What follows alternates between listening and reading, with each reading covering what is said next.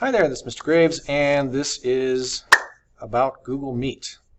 And so this is going to be continuing on from the video that we were just in.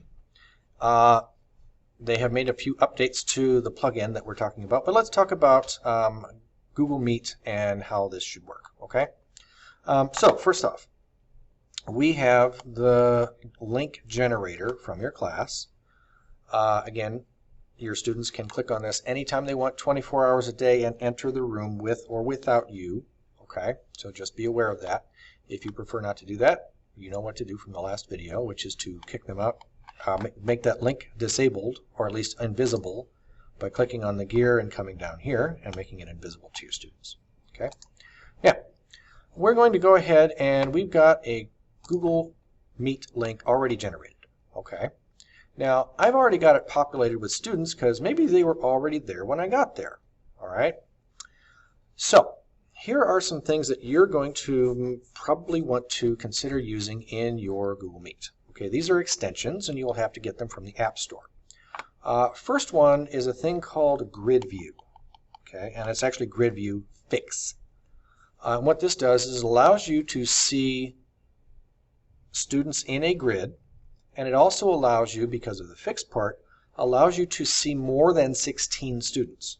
The original one, which is the black one, allows you to see 16 max, and the green one allows you to see over 16. Okay, so we'll talk about that one in just a second. Here we've got Nod. This was recommended to us in one of our training videos, and this is really cool for your thumbs up, thumbs down, perhaps nonverbal students, whatever, okay, or non-English speakers. And so that might be one that you want to have. And the last one is the big deal, and that one is for breakout rooms. So we're going to go ahead and go to the App Store to make sure that we can get those. Okay, so I'm going to create a new tab. I'm going to go to the App Store.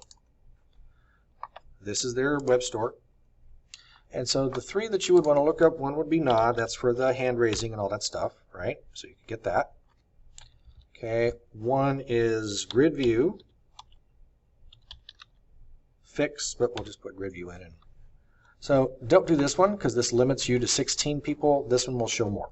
Okay, so make sure you install that one. Okay, one piece of advice on this, and that is when you are in your Google Meet, make sure that you have this box unchecked for only show participants with video, because if their connection is not that good and they're not that slow, you won't see them up here, so you might have a more difficult time gauging as to how many people are actually in your class. Okay. Next one is the breakout. Okay. So we go to breakout. Okay, so we've got breakout rooms. This is the one to get, in my opinion. Okay. Make sure that this one is installed. And you can manage your installed extensions by using this little puzzle piece looking thing up here. These are all extensions that I have working in Chrome currently. Okay, and you can have more. And so we're going to get out of this because you've already installed this by now, I presume. All right, and we are going to go to our main classroom. So we're going to go ahead and open up our breakout room manager. This automates a lot of tasks. We're going to start from the most important basic stuff in settings first, and we'll move our way over as we go. So when you have your breakout rooms, you can either have them appear as separate windows, or you can have them all in the same window as tabs, and you can specify the maximum number of tabs in that window. Okay, which means however large Chrome is on your screen is going to be your limiting factor. Okay. Okay, now next one, you can choose colors for various parts of your interface. You will be able to see it, your students will not. Okay. Allowing outside participants. Okay. So this would let potentially students invite friends or family members, which might not be so great for privacy and FERPA, to enter your room. I don't recommend it. That's my personal preference. Okay, now we're going to go to courses. Now, I would suggest maybe putting one in for each of your periods. That's just my guess. I have a test course, and when you initially see this, it says like main or main course or my course, and then a description. To add rooms, you click on the plus sign. Okay. And then you go ahead and you put in your descriptions and make sure that you save. Okay, if you don't save, they will not stay there. All right. I'll let you experiment with these two. This one is a useful one for later, but I'm not going to talk about it yet. Okay, we're going to go to your rooms. Okay, so from this pink button here, you can choose the courses that you entered. Okay. Then you're going to want to know that could you add more stuff? Yes, you could. Okay. Do you necessarily want to do it here? Maybe, maybe not. Okay. Now, the stuff that you do in here to create and manage rooms only applies to the machine that you're sitting down at right now. Okay. So what you're going to want to probably do is on every machine where you plan on running your Google Meets from, you're going to want to use this black button. Okay. This black button, what it does is it allows you to export a text file to, maybe you could mail it to yourself or put it in a note to yourself or whatever, and that would store all of your rooms and potentially all of their links. Don't do this before you start out your links. That's my personal suggestion. Then on the device that you're going to be using this from, you can import the file. You could, again, put it from your desktop or wherever you have stored that file, or online or whatever. And then you get all of your rooms with all of their settings in place. Okay? So, now, how does this work?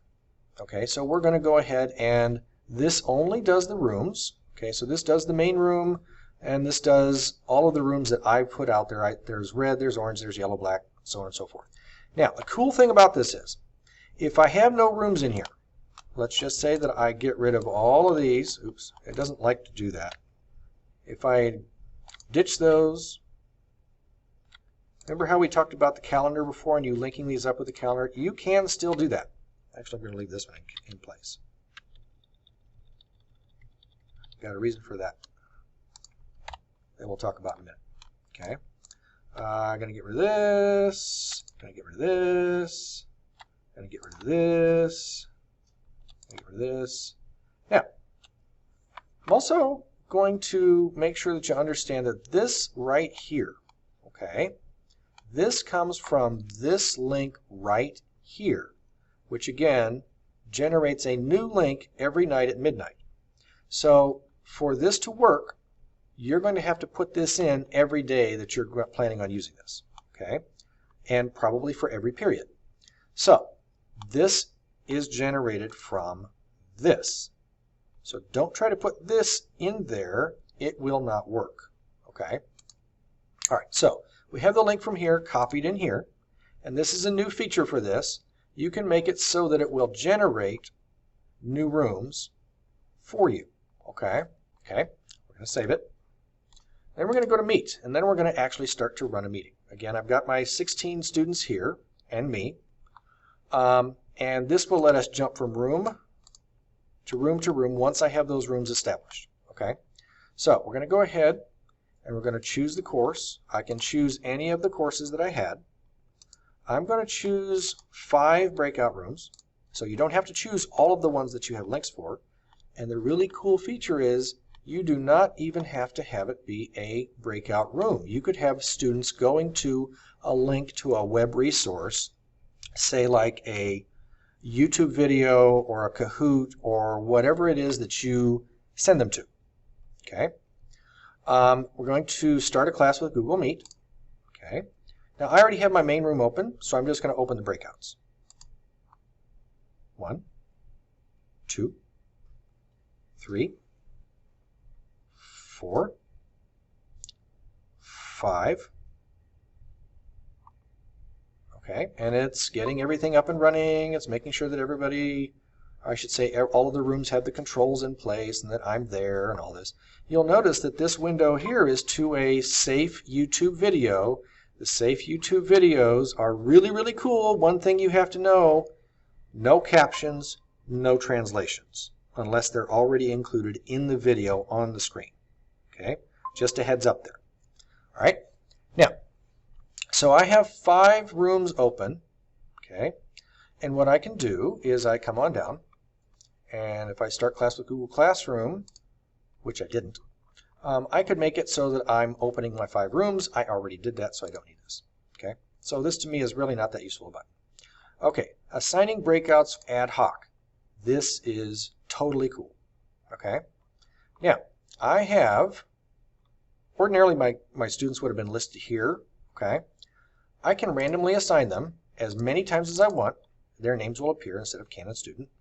And the really neat thing about this is you can take students and manually move them or any other participants. So let's just say that you have a room that is specifically geared around IEPs, 504s, ELLs, whatever, or CCs. If you have a student that's in there, or should say a helper for you in that classroom, you can simply move them to the section or to the room that you want them in. Now, keep in mind, this is just a list.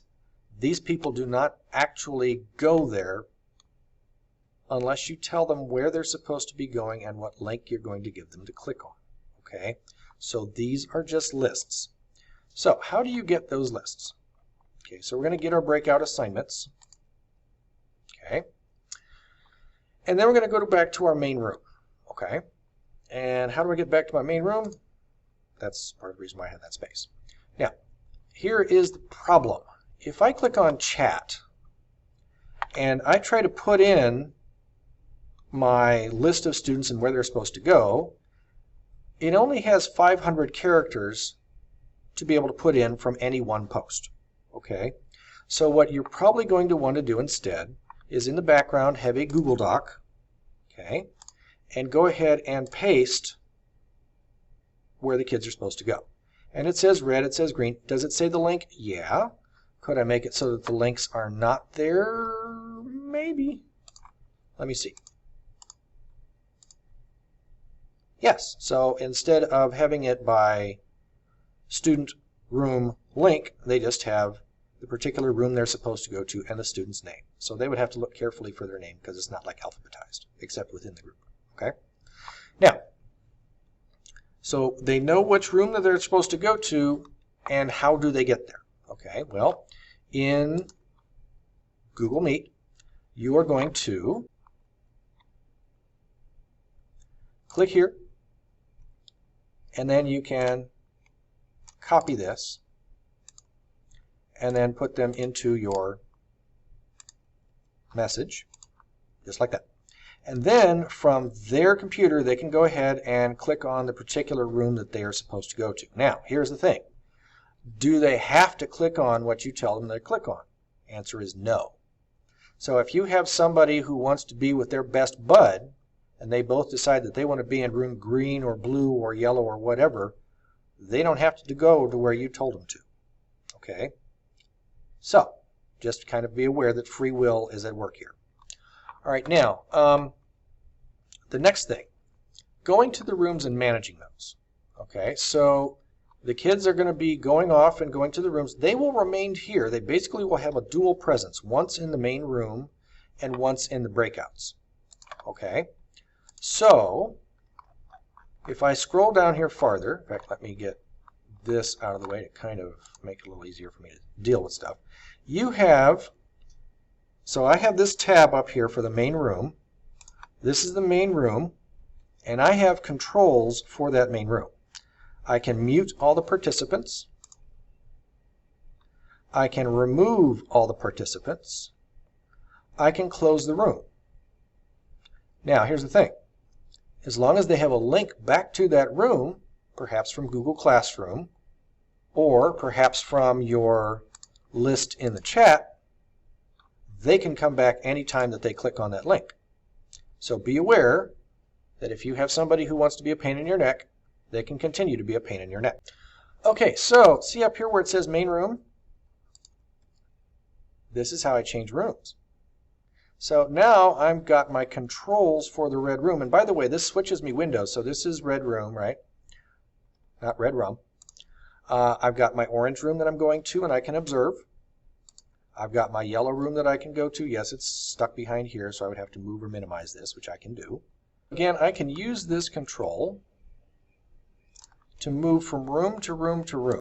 Be aware that the more windows you have open, the slower your computer probably will run. Okay, so I'm in the orange room now, which is up here. Okay. Now, what you're going to want to notice is that when I'm in those various rooms, this down here changes to where I have the ability to exercise these controls over that room. Okay, so kind of cool. I can mute myself for that room. I can turn off my camera for that room. I can broadcast to all of the rooms at the same time. Okay. One thing you might want to notice, and that is that it's got the name for the various different rooms, but it doesn't have the name for the resource. So you will not be able, of course, to enter that because that's just a resource your students are working with at that time. Okay. And again, keep in mind, they're all still present here in your main, which I made smaller.